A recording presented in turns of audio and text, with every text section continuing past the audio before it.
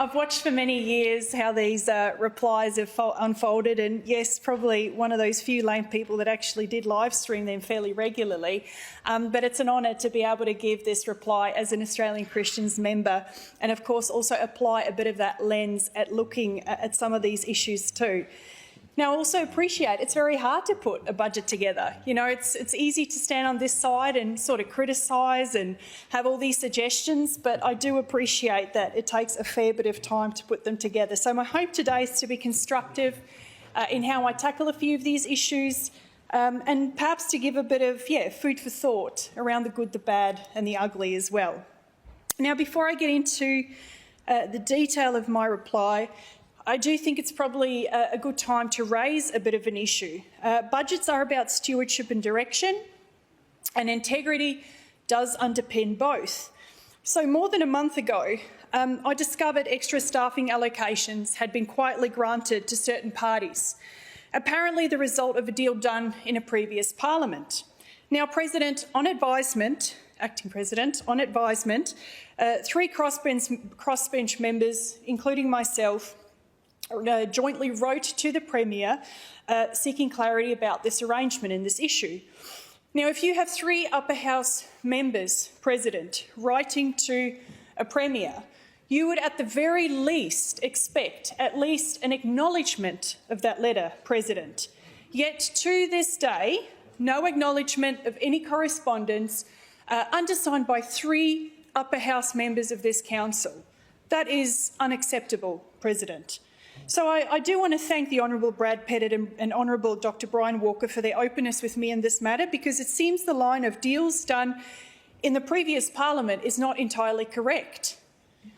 What the government deems an entitlement for us, not an entitlement for us, is actually, it seems, one for the other. Now, we are not asking for special treatment, President. We are just asking for fairness. We represent West Australians who deserve the same level of vigorous representation from us, and every member here has worked hard to earn their seat. We're not an inconsequential part of this parliament. So again, I respectfully ask the Leader of the House to encourage the Premier to please respond to this staffing request, noting the inequity of this issue. It's just not a good look, President. All right. Onto the budget elements. Let's start with what this budget gets right and where it falls short. There are certainly encouraging items, including extra funding for palliative care in hospitals, communities, and of course, through the scale and continuity of future support does remain slightly unclear. Now, I've had many conversations, was happy to attend a briefing here a month or so ago about palliative care, the importance of palliative care, and of course the value they provide in our communities as well. So that's a good thing. Families see some positives. I mean, all of us have spoken to families who have a real issue with the cost of living crisis. We see Breakfast Club expanded, that's awesome. More than 650 schools, a continuation of kids' sport vouchers. Of course, the transport cap is also very welcomed.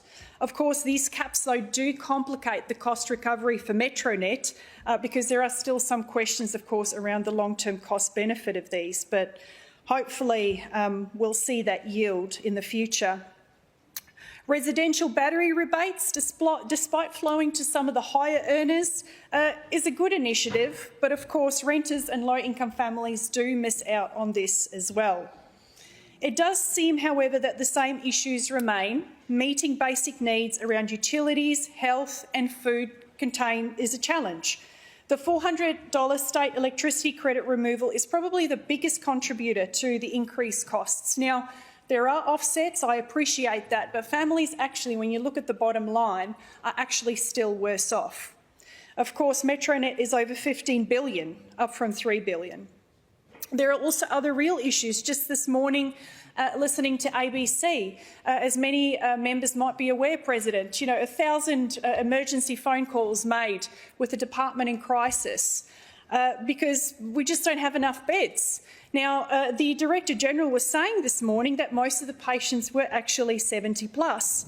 So even sufficient funding, looking at home care packages, freeing up beds, that's going to be an important issue. We've got an ageing population.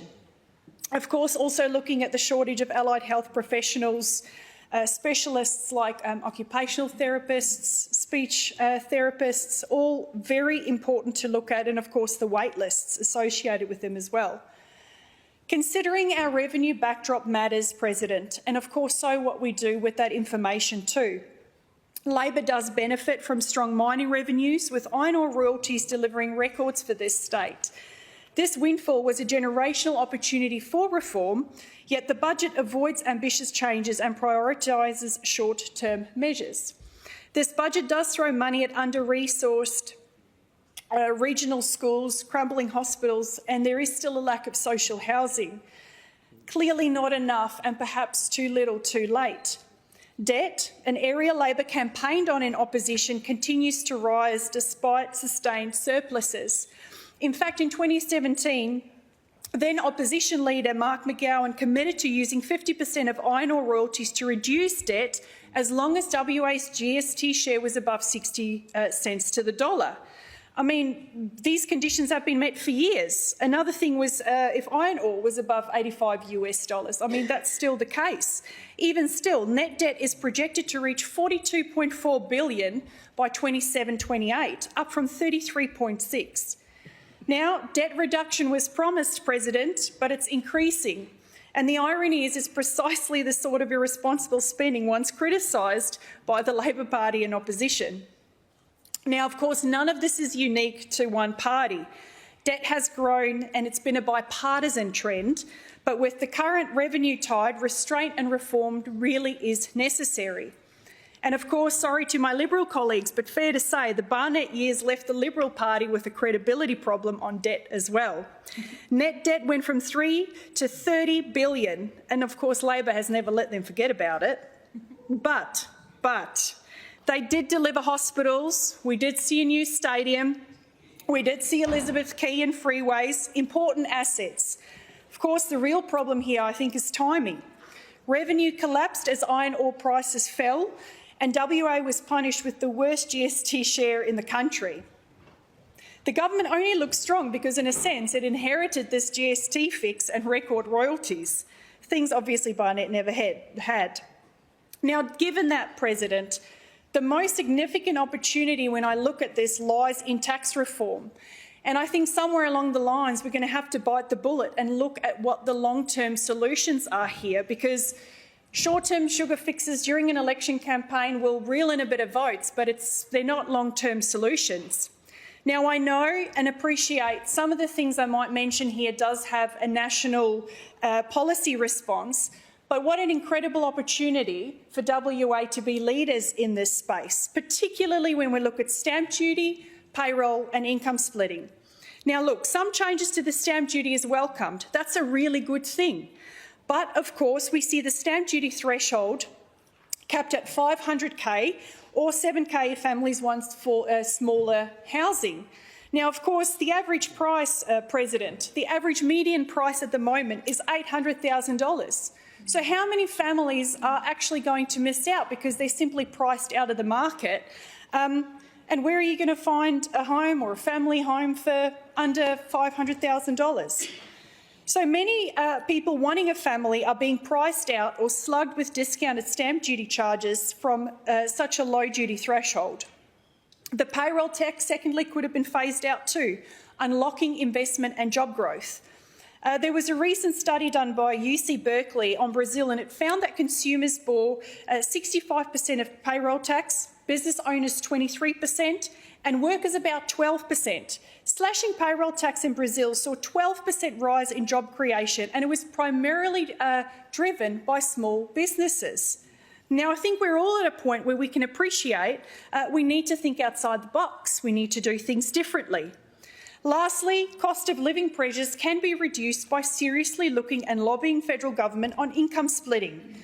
Yes, there are costs associated with this, but it is a plan to be much more effective around how families look at their income. Australia's tax system is individual-based, so it often disadvantages single-income families, and of course that puts long-term money back in their pockets. We need to add back choice. Now, President, it would be remiss of me not to speak about women's health here and the need for choice in this area and, of course, balance as well. The budget does provide $2.5 million for a sexual health clinic in Cockburn, including abortion services, another escalation. Now, I can appreciate that many might feel a bit uncomfortable with me talking about this, but it's important we address this issue. We have to be able to look at both sides of the life issue. There are real concerns raised here.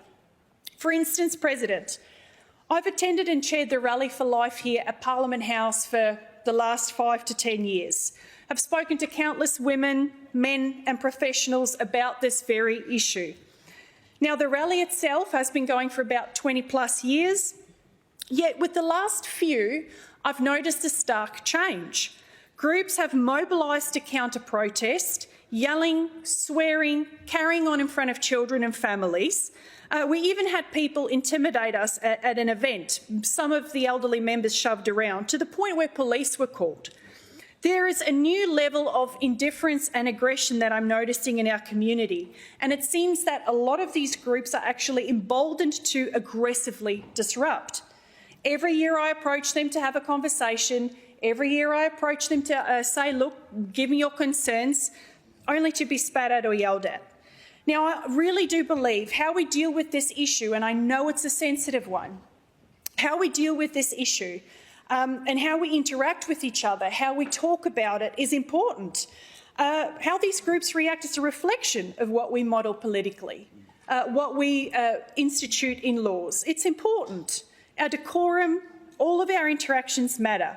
And that's why I raised this issue of the funding for the clinic, because, of course, we want women to be healthy, we want to care for them, but we have to give them a choice. We have to give them the necessary information to make a truly informed choice.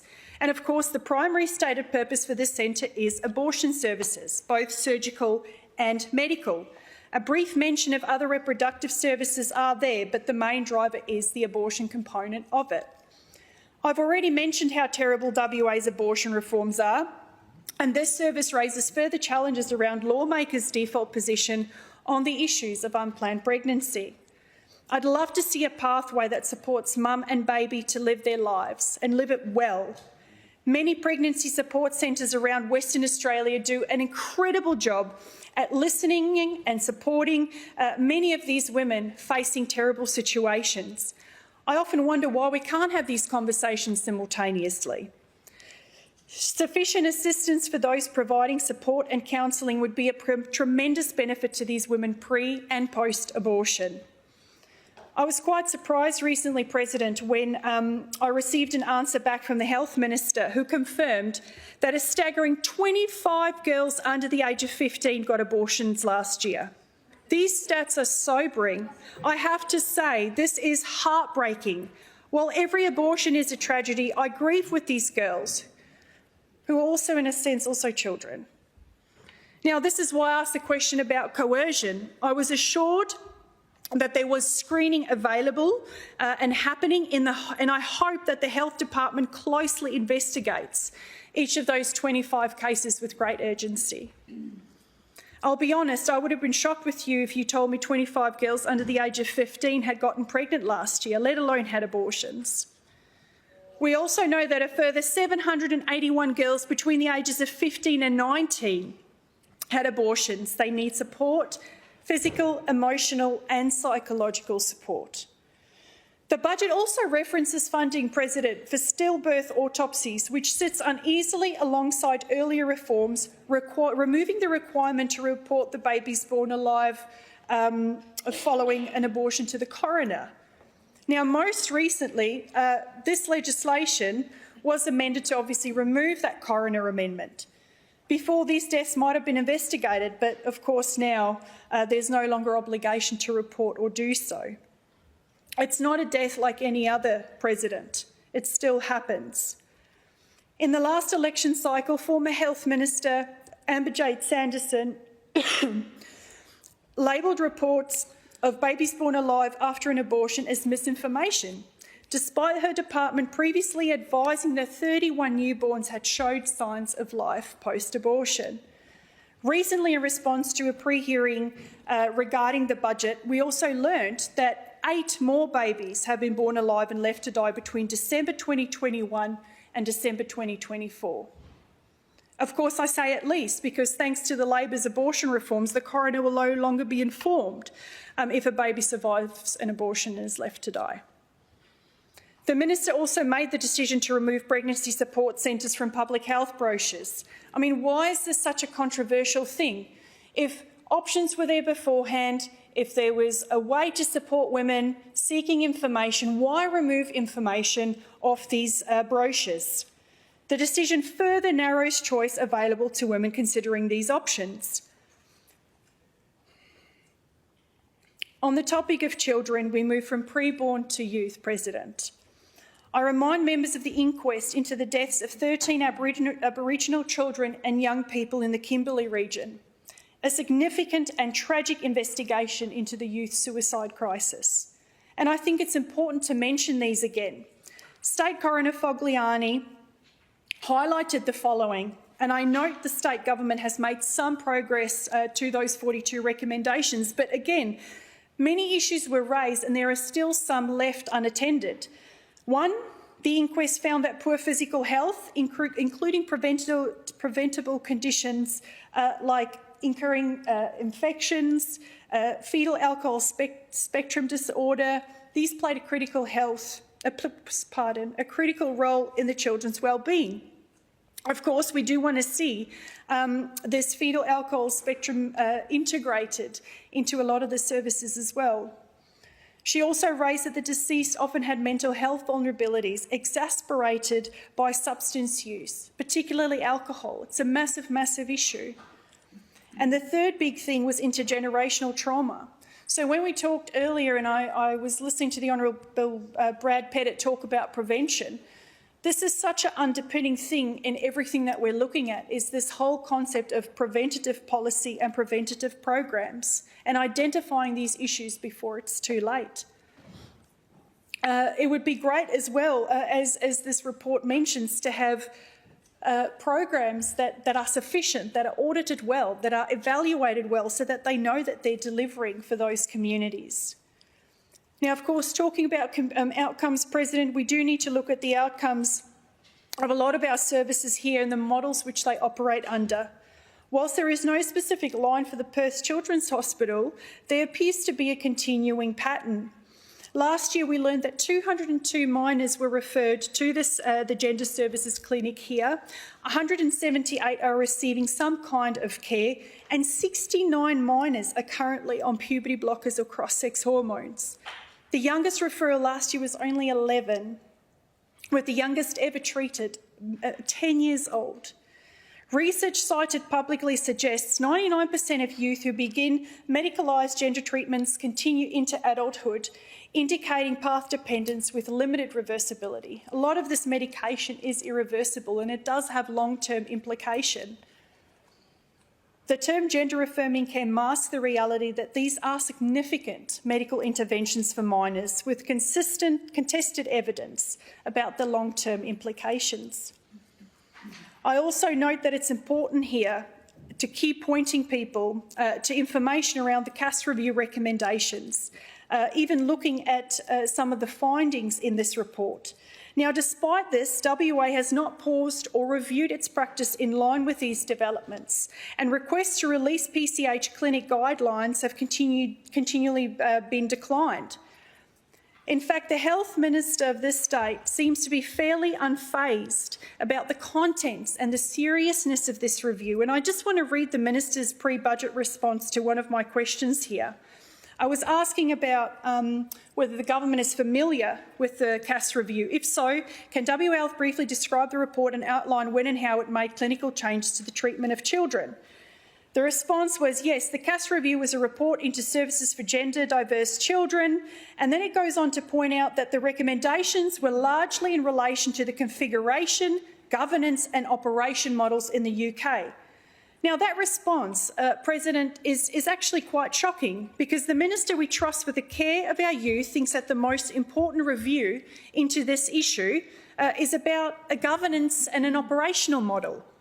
I draw your attention to page 186 of the CAS report, which clearly states some clinicians feel under pressure to support a medical pathway based on widespread reporting that gender-affirming treatment reduces suicide risk. The conclusion was supported by the University of York's systematic review. Or how about page 32, which states, however, no changes in gender dysphoria or body satisfaction were demonstrated. There was insufficient, inconsistent evidence about the effects of puberty suppression on psychological well-being. The document does have many statements like these. To call this a procedural document that has no relevance to Western Australia is actually outrageous, President. The only appropriate steps is for us to ensure there is an evidence review so that we understand what the implications are and how these life-altering medications are actually prescribed to minors, especially around the issues of informed consent. The writing is on the wall and countless jurisdictions are now moving to ban this experimental medicine. Extra funding allocation towards counselling can go a long way. And in fact, many families have shared with me, even with some of the young people that have detransitioned, that had they had sufficient support and understanding before they were put on this trajectory, their decisions might have looked very, very different. But of course, we know accessing these services is so expensive and the wait lists are so long, so there has to be better access for that. Let's move on to education, President. The budget measures for students, assistance payments, free public transport, all constructive. However, there's no specific support for home education, which seems to be growing a fair bit around Western Australia and Australia for that matter. A lot of parents are actually choosing values-aligned faith-based schooling. The demand is steadily growing.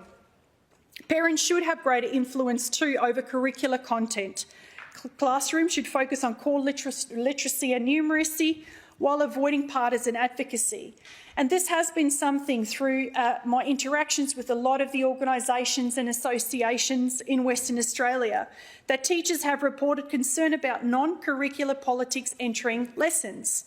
It undermines trust and distracts from the essentials. I've also received correspondence from teachers who have said to me over the years, well-meaning people, dedicated people, who feel conflicted because they are often subtly forced to support particular events and days at their school.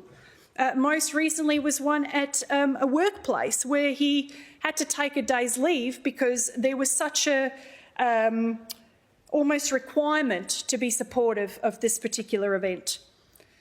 I commend the Madala Scholarship Pilot. Fantastic. $1.1 million over 7 years will support Aboriginal and Torres Strait students from regional and remote areas to attend schools in Perth. And I think, having researched the role of mentorship in supporting Aboriginal young people at university, I think it's quite good to see what this will deliver.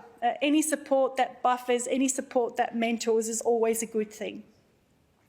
Another commendable aspect of the budget is the funding for women and girls sport. $30 million for facilities and $6 million to lift participation, which is positive, President. Although that said, the support for female sports is in tension with Labor's gender self-identification laws, which allows men to enter female-only spaces by changing their sex on legal documents.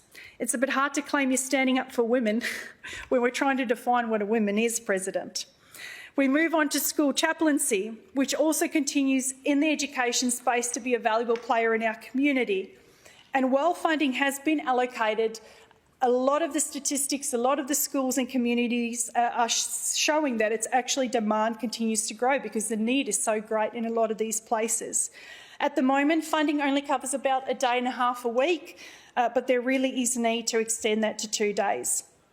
Chaplains are loved by schools and the community because it's not often just about the child, it's building the relationships with the families and the service providers that are involved. It's kind of this wraparound service that they often provide too.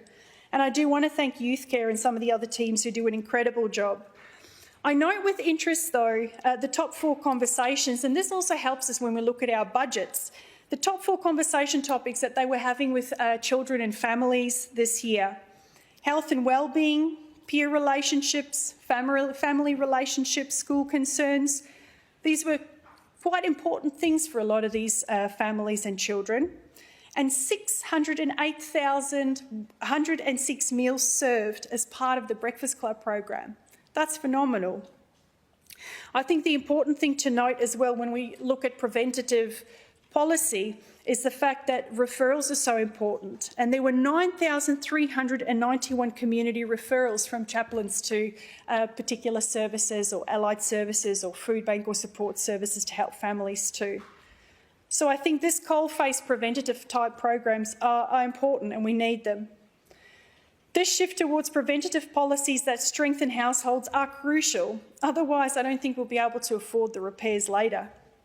Too often governments wait until the crisis hits breaking point and then we scramble to respond rather than putting real energy into addressing the root causes. And of course, a lot of that has been mentioned here today.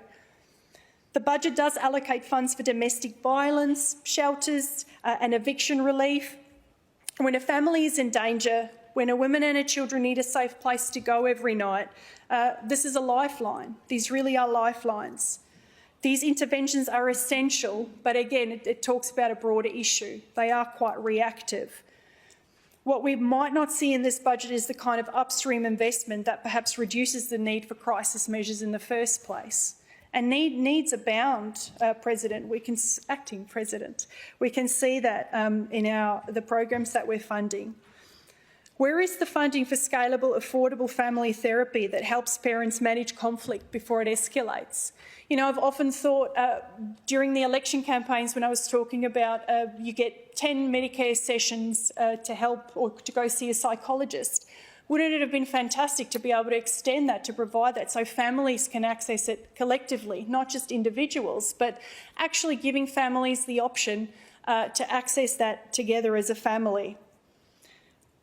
Where is the commitment to accessible marriage counselling? I know there are a lot of organisations doing a great job, but there's a lot of stresses out there, cost of living places a lot of stresses on people.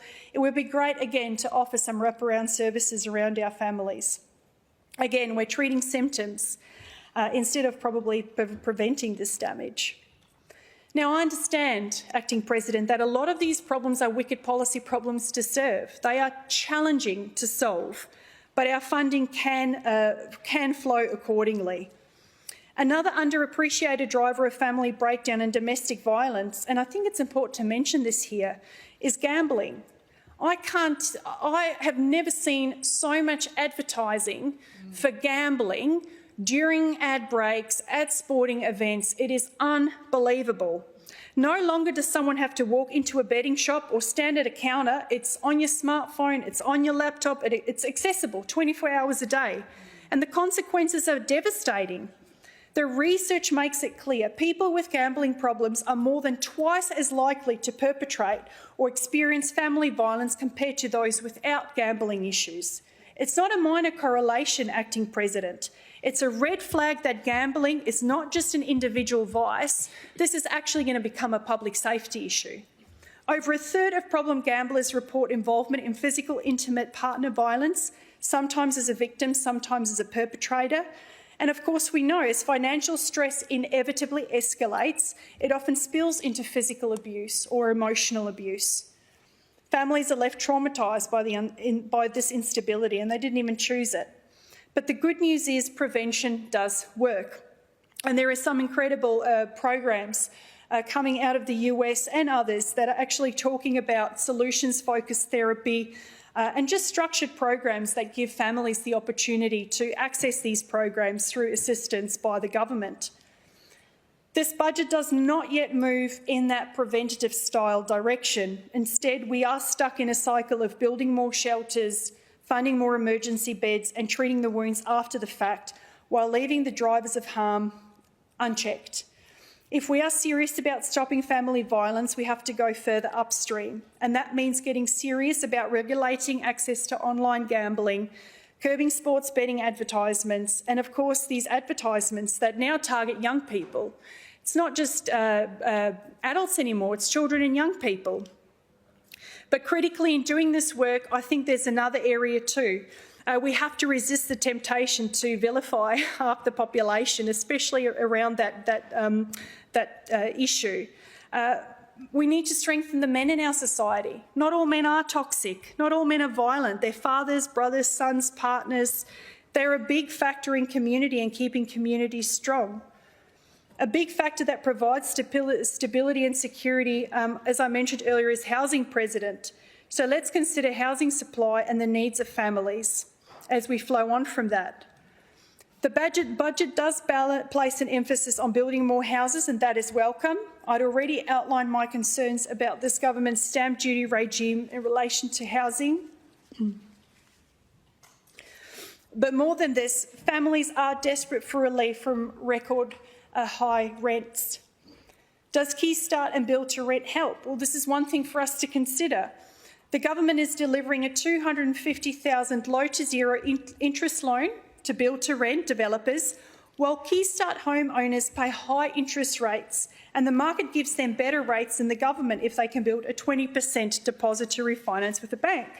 This bias of support towards developers doesn't solve the affordability gap, so it remains a huge barrier to home ownership and building stronger families. And this goes for metro and regional, Acting President.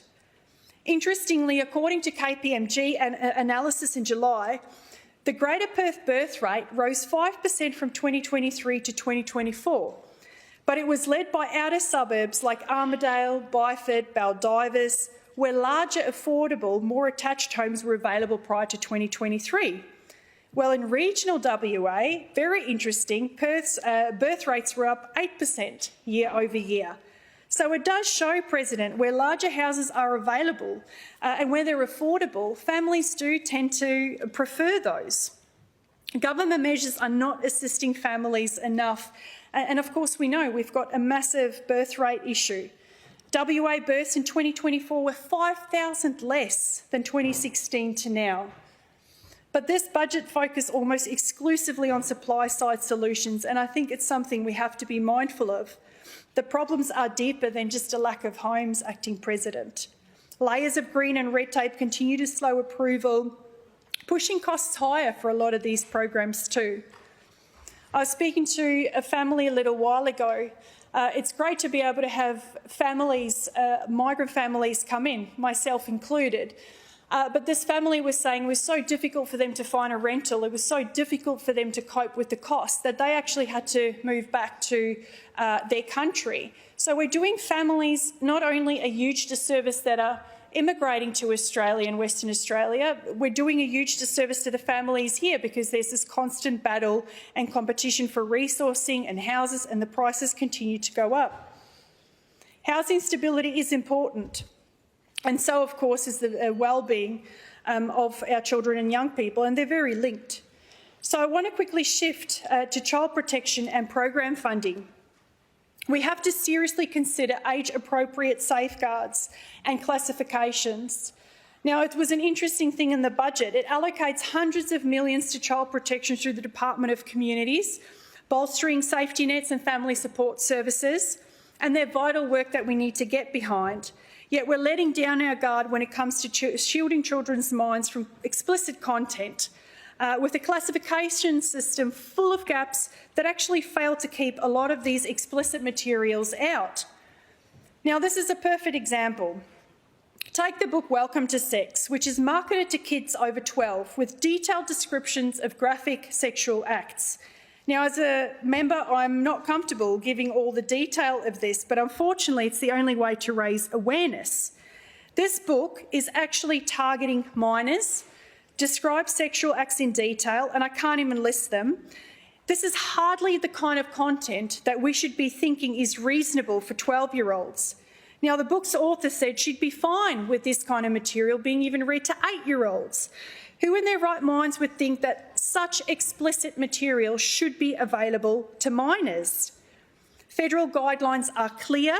Books with explicit nudity, sexual activity or content likely to offend reasonable adults or unsuitable for minors must get a Category 1 restriction. That is, barring sales to under 18s. No reasonable person could argue this book meets those standards, Acting President. Yet, given a search result from the Classification Board's online portal returns 0 results for the title Welcome to Sex, because we know this book is either unclassified or unrestricted. Somehow this book managed to make its way onto bookshelves where minors can access it freely without any intervention from some classification board. Now, we're talking about the toll of pornography and sexually explicit imagery on young people, yet we don't even have the capacity to fund a classification board. Regardless, this needs to be allocated and there needs to be something put in place, Acting President. This equally applies to the type of programs we fund for children and young people. All programs should be transparent, measured and accountable. At a time when so many families are paying more for electricity, their cars, their fuel, millions of dollars are being funneled into very narrow, ideologically driven programs. The budget allocates millions of dollars to particular initiatives, but there is very little clarity about what these services or groups provide, what the outcomes are, how they're going to deliver them, how they're going to be measured, just pretty much writing out blank cheques, Acting President. At a more basic level, I can say that using taxpayer funds on divisive programs is unacceptable. Some of these relentless agendas pushed by organisations do not resonate with a significant amount of West Australians. There should be initiatives run in schools that's good for all kids, for all families. And while some of these groups may have difficulty to perhaps define what a woman is, it's important, what seems that this budget can. The Women's Grant Program allocates over $500,000 to projects in health and wellbeing. That's a good thing. There does appear, though, in this to be a bit of an imbalance. Budget documents reference women and girls nearly 40 times, but men and boys barely at all. The only mention of males that I could find was the word boys in relation to an old school building's air conditioning unit. Now consider this, Acting President. Men account for 70% of workplace injuries, 96% of workplace fatalities, 60% of drug-induced deaths and 75% of suicide. Public policy needs to also recognise the vulnerabilities of men in our society, not pretend that perhaps one-off of the population does not exist. We have to look at these issues as a whole, because I think ignoring the reality of these challenges for men will do us a great disservice. Whether it's in suicide statistics, workplace safety, we need to look at this more closely. The test for any public expenditure should be simple. Does it serve the common good, and can its outcomes be properly measured? In closing, President, my hope through this budget and future budgets is that it reflects better planning, transparency, perhaps with more of a focus on prevention, evaluation and targeted support. While we've missed some key opportunities, there's always room for improvement and to lead in key areas. Tax reform, long-term cost relief, balanced health policy, evidence-led children's care, protecting children and young people, looking at the life issue and implementing recommendations to support our regions. I'm sure we all aspire to leave behind a state where families can thrive, and I'm sure that's everybody's aspiration. So for these key things, I'll continue to do my best to champion these values and these topics, and hopefully we'll see more of a shift towards preventative policy in the next ones. Thank you.